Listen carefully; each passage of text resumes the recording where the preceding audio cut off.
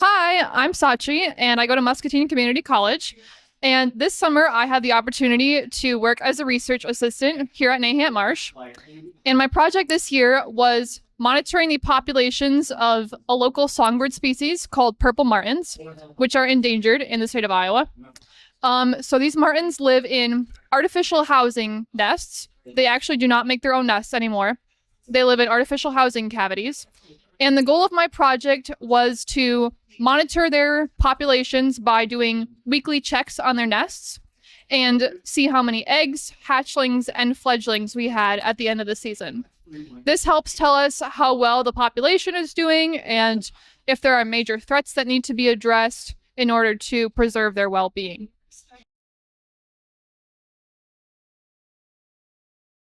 Hey, so this is my research on bats. So this research is about how train activity has affected bat activity. There's been a recent merger on this trail yard that's like literally right across the street, and we wanted to see if that increase in train activity has decreased bat activity. So what I did was there's a graph right here that shows how distance affects bat activity. And what my hypothesis was that as you go further away, there would be an increase in bat activity. And as you got closer to the train tracks, it'd be louder and bats would not want to live there.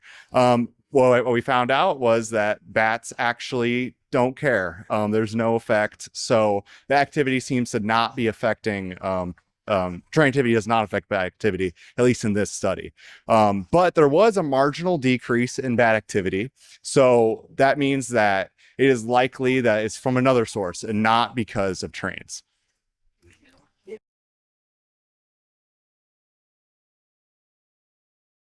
Hi, I'm John. I did a project this summer with the bird activity here at Nahant Marsh.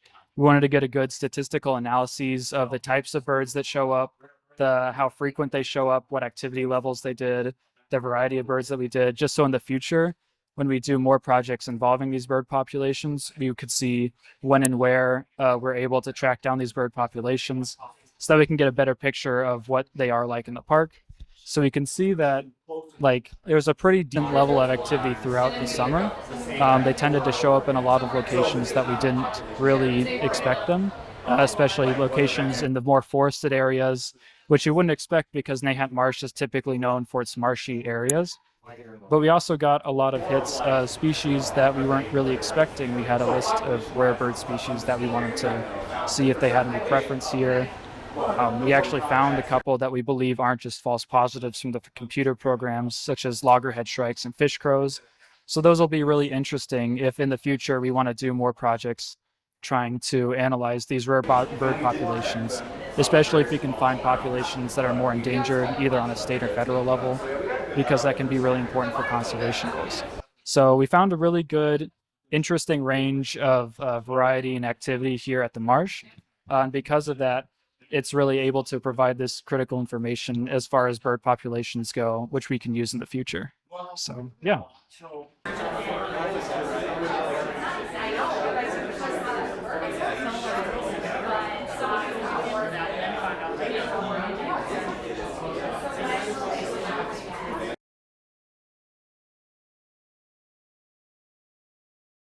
All right, so I had the project here at Nahant over prairie surveys. So basically, what I would do is I'd go out with my quad rat here, and I would randomly distribute it throughout the prairies, and then basically see what is the species composition within the quad rat, and then how much area each species is taking up.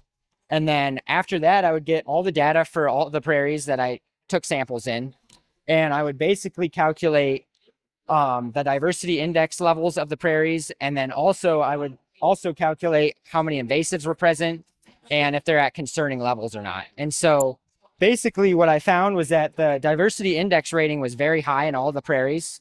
The Simpson diversity index rating is usually from 0 to 1, and this was 0.89. So it was a very high rating, very diverse prairies with high amount of species and very well distributed. And then also, we did have some concerns with invasive species here, but what we found was that the areas that were controlled burned had way less invasive species present. So this gives hope to us that if we continue to control burn and continue to do other managerial tactics like pulling manually and applying herbicides, that we can control these invasives and it won't get out of control. And so I had a great time here at Nahant. It was a great time. Learned a ton, and yeah, it's been a great few months. So heck yeah.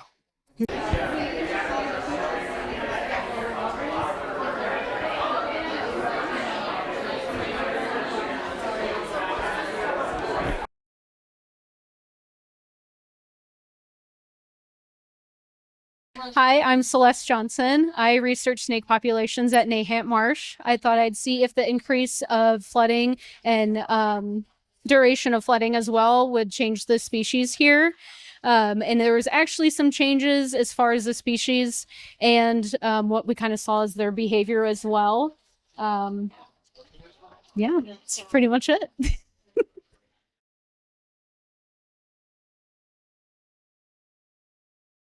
Hi, my name is Hannah Rust, and I tracked Blanding's turtles this summer.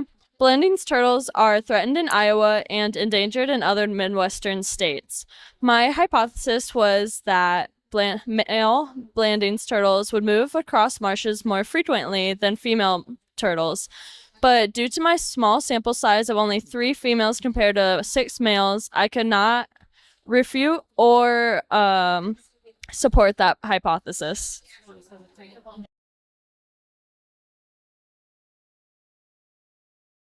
Hi, my name is Tori Adamson. I'm a student of Western Illinois University, and this summer I investigated the effects of mass turtle mortality. So this past winter, we had discovered 453 dead turtles at Carp Lake, which is a lake owned by Nahant Marsh. And so we predict that river otters had predated on them while they were brumating, and we discovered that about 85% of the painted turtle population and 95% of the red-eared slider population had been decimated by this mortality event.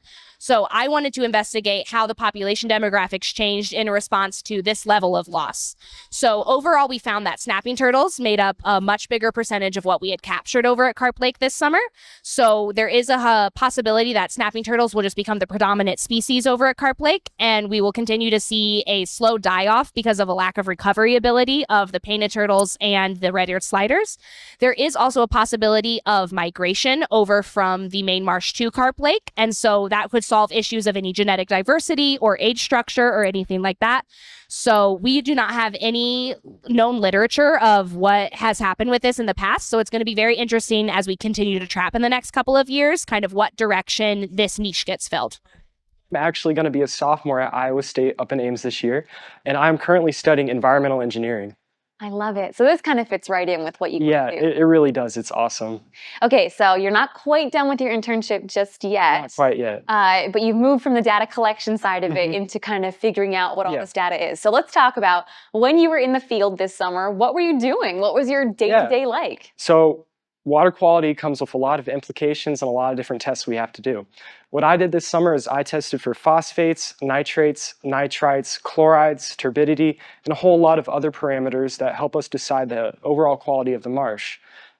These parameters are incredibly important to knowing how biologically things are doing and how the plants are doing, and in general, just the overall quality and if the marsh is doing its correct filtration process.